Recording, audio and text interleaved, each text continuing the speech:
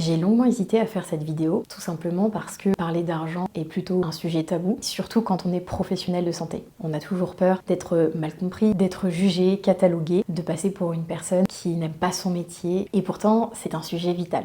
Ça fait personnellement bientôt 8 ans que je suis installée en libéral et toutes les choses dont je vais vous parler, ce sont des conseils, des faits que j'ai observés pendant tout ce temps et que j'aurais adoré qu'on me partage. Au départ, je me suis alignée au tarif de mes confrères et mes consoeurs. Je pensais que c'était quelque chose de juste, que ça évitait finalement de créer comme une sorte de concurrence déloyale. Sauf qu'en réalité, je me sous-payais, voire même les premières années, je me versais aucun salaire. C'est pour ça que j'avais un deuxième métier, je travaillais dans la vente. Et j'étais épuisée. Je devais travailler à peu près 90 heures par semaine. J'avais tout le temps l'impression de courir après quelque chose et je n'arrivais pas à m'en sortir. Et c'est bien le problème. Dans les écoles de podologie, on nous apprend évidemment à être de bons praticiens, mais on nous apprend pas à fixer nos tarifs, à avoir une activité qui soit stable et à comprendre quel est le coût réel d'un cabinet. Sauf que c'est très important de penser notre métier dans la durée. Comme je vous le disais, j'ai fait l'erreur de m'aligner aux tarifs des collègues alors que je n'investissais pas mon temps, mon énergie et mon argent comme mes confrères et mes consoeurs. Lorsqu'on a un cabinet, on paye des charges fixes, que ce soit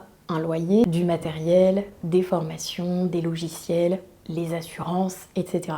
Mais ce que l'on ne fait pas assez souvent, en tout cas c'est ce que je n'ai pas assez souvent fait, c'est d'écrire noir sur blanc toutes ces choses, toutes ces dépenses et de les regarder régulièrement. Et on se dit toujours, oh bah j'espère que ça passera, le podologue à côté s'en sort très bien, donc je vois pas pourquoi ça fonctionnerait pas pour moi. Sauf que deux cabinets ne vivent jamais la même chose. Un cabinet qui a un loyer de 400 € par mois à payer et un autre qui a un loyer de 1200 € par mois, ce n'est pas le même calcul. Un cabinet minimaliste et un cabinet équipé n'est pas du tout la même structure. Un podologue qui se forme plusieurs fois par an et quelqu'un qui ne se forme pas, ça n'a pas le même coût et pourtant on se compare les uns les autres. La petite phrase que j'aime bien et que vous pouvez noter ou essayer de retenir, c'est que le prix n'est pas moral, il est structurel. Devenir soignant, ça a un coût, et notamment pour les pédicures podologues. Personnellement, j'ai fait une année de prépa, j'ai passé des concours pour rentrer dans l'école de podologie dans laquelle j'ai fait mes études et j'ai fait donc 3 ans d'études supérieures. Cette année de prépa a coûté à peu près 8 000 €. Les concours, c'était entre 100 et 120 € par concours. Et ensuite, 3 ans d'études, à peu près 10 000 € l'année. Et puis j'ai fait un diplôme universitaire, donc sur un an supplémentaire. C'était à peu près 8 000 € aussi. Donc déjà, on part avec plus ou moins 50 000 € de dépenses. Donc avant même d'exercer, on a des dettes. Alors soit on a la chance d'avoir nos proches qui ont pu nous payer nos études, soit on part avec un prêt étudiant sur les épaules. Évidemment, on a l'obligation de se former en tant que professionnel de santé. Le DPC et le FIFPL nous permettent de nous former à moindre coût. Seulement, il ne faut pas oublier les transports, le logement et aussi le temps que l'on ne passe pas en consultation.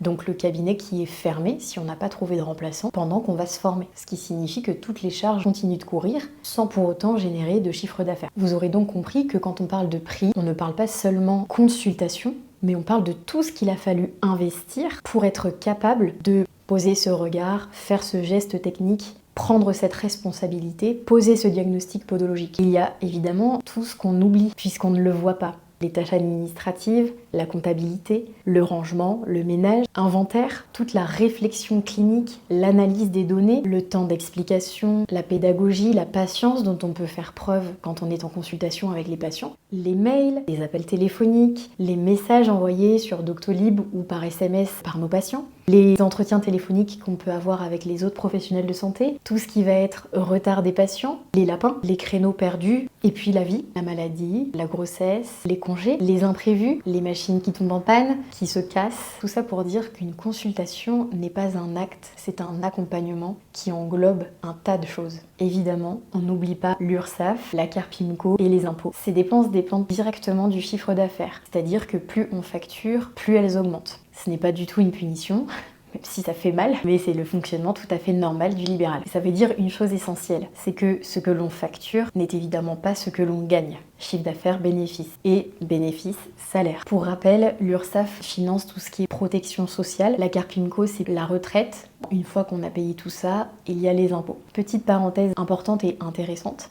La retraite obligatoire représente entre 30 et 40% des revenus d'activité. C'est pour ça qu'il est hyper important d'anticiper et d'avoir un plan épargne retraite ou autre chose d'ailleurs. Ça fait partie des dépenses qui vont faire partie aussi du calcul pour savoir à combien on met une consultation. Une autre chose à prendre en compte, c'est que beaucoup de professionnels de santé, et d'ailleurs je vous le conseille, sont accompagnés d'experts comptables, voire même d'avocats fiscalistes. Personnellement, j'ai un expert comptable, c'est grâce à lui que je peux faire déclaration d'impôts. On peut aussi faire appel à un avocat fiscaliste pour connaissance de nos droits, nos devoirs, gérer notre fiscalité bien évidemment, faire des choix de structure, que ce soit est-ce que je reste en micro-BNC, est-ce que j'ouvre une SARL, une URL, pour quelles raisons, etc., etc. Juste avant de parler chiffres, je voulais faire une dernière petite parenthèse pour vous faire un rappel. Être professionnel de santé ne veut pas dire se sacrifier, faire du bénévolat. On ne fixe pas ses tarifs, en tout cas en podologie, en fonction de ce que va rembourser la sécurité sociale ou les mutuelles. Et d'ailleurs, il y a de très petites prises en charge pour la podologie, malheureusement. Une chose importante que je voulais vous dire, c'est qu'on ne compense pas ses tarifs en augmentant ses heures. Dans la durée, ça ne fonctionne pas. C'est clairement l'autoroute vers l'épuisement, vers le burn-out. Ce n'est pas parce que nous faisons un métier passion que nous n'avons pas le droit d'avoir une vie sereine, épanouissante et de nous verser un salaire correct. Hyper important de se rappeler, et c'est ce que j'essaye de me rappeler, c'est qu'un professionnel de santé en mauvaise santé physique ou mentale ne pourra jamais prendre en charge correctement et comme il le souhaite. C'est parti pour notre exemple chiffré. On va partir du principe, même si les professionnels de santé travaillent bien plus de 40 heures par semaine pour la grande majorité, que le podologue de notre exemple travaille 40 heures par semaine, ce qui inclut les consultations et tous les à côté. Ça veut donc dire à peu près 35 heures par semaine de consultation. Sauf que ce qu'il ne faut pas oublier, et c'est ce dont on a parlé juste avant, c'est que dans la vraie vie, il y a les retards, les lapins, les annulations. Donc on va partir sur une hypothèse assez réaliste d'une centaine d'heures de consultation par mois. Beaucoup de professionnels de santé n'ont pas la possibilité, et je ne parle pas de flemme, de manque de courage, de travailler plus de 40 heures par semaine. On a un problème de santé, une situation familiale particulière, un autre métier en plus du cabinet. Maintenant, les chiffres. Imaginons un loyer à 700 €, des charges structurelles qui comprennent tout à 5 000 € par mois. Notre podologue souhaite se verser un salaire net dans sa poche de 2 000 €, donc à peu près 3 300 € bruts, si je dis pas de bêtises. Le cabinet doit donc produire 8 300 €, 5 000 plus 3 300 € de chiffre d'affaires mensuel pour pouvoir payer les charges et se verser un salaire. Donc là, on est vraiment sur le strict minimum, on n'a pas de roue de secours. Puisqu'on a estimé le temps de consultation à une centaine d'heures par mois, le calcul est plutôt facile. 8 300 divisé par 100, ça signifie que notre podologue doit facturer au minimum 83 € de l'heure. Mathématiquement, ça signifie qu'un soin de pédicurie qui dure 30 minutes ne devrait pas coûter moins de 41,50 €. Et que si on prend 45 minutes pour faire un soin, ça ne veut pas dire qu'on est moins compétent, moins efficace. Peut-être qu'on va un peu plus en profondeur dans le détail, qu'on termine peut-être par un massage avec de la crème. Bref, eh bien on est censé faire payer 62 € la consultation. Je ne suis pas en train de dire que c'est énorme, que c'est pas assez. C'est factuel, c'est mathématique. Peu importe la durée d'ailleurs, parce que les patients, eux, ils s'en fichent de la durée. C'est pas ça qui compte pour eux. C'est combien ils vont dépenser. Est-ce qu'il y a beaucoup de podologues? Si jamais il y en a, n'hésitez pas à me dire dans les commentaires, qui facturent 62 € un soin de pédicurie. Ben non.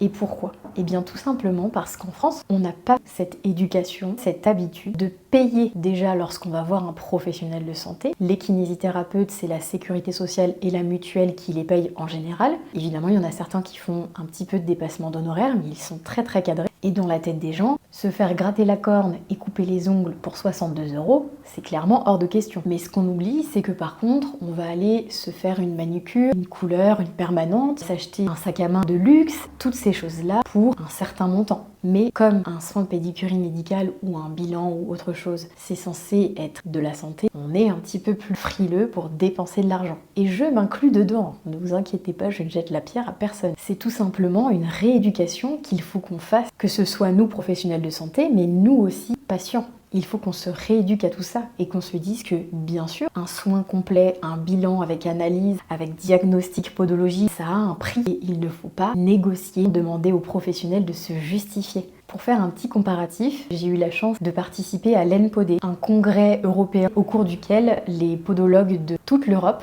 peuvent se rencontrer. Et j'ai donc pu comparer les honoraires que l'on propose en France avec des tarifs de podologues anglais, belges, suisses. Et on se rend compte que pour le même diplôme, en tout cas le même nombre d'années d'études, ont des honoraires de consultation bien plus élevés que nous.